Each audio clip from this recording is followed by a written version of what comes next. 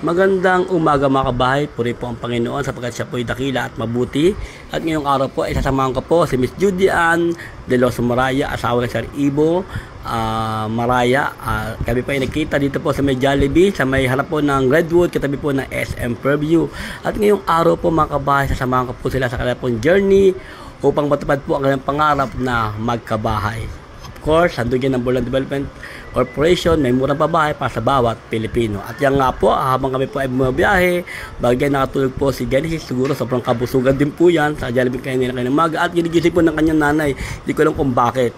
So ito nga po pala ang Muson at talaga naman napakalapit lang po talaga ng Balasing sa Santa Maria Alora Heights, dito po sa may San Del Monte, Bulacan.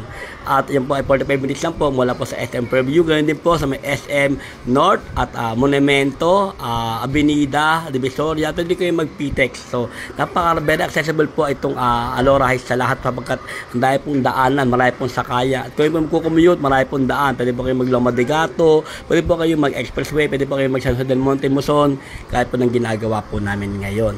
At yan nga po, dito po kami ngayon sa San Jose, Santa Maria Road, kung saan mapalapit na po kami doon po sa ating pong site.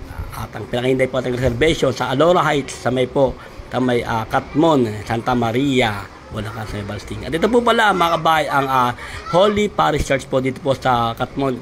Very famous po yung church na yan. Talaga naman dadayo pa yung pagkamahal na araw po. Yung mga po, bisita Iglesia, talaga nadayo po talaga yung simbahan po na yan. At maya-maya nga po, ito nga po, tayo, dadaanan po natin ito pong Jose Juan Serapio Elementary School kung saan malapit na po tayo mismo po sa site. At ito na nga po, at welcome po sa Alora Heights, dito po sa may Balasting, Katmon, Santa Maria, Bulacan. Ito po ay mayroong 2-story, 3 bedrooms, sliding window na po siya. Siya po ay may parking na at syempre meron po siyang balcony. At yan po ay painted na po pag over sa inyo. Painted po siya inside out po. Talaga napakaganda po nito at talaga naman pong napakaswerte po ng mga kumukuha po ng unit na to.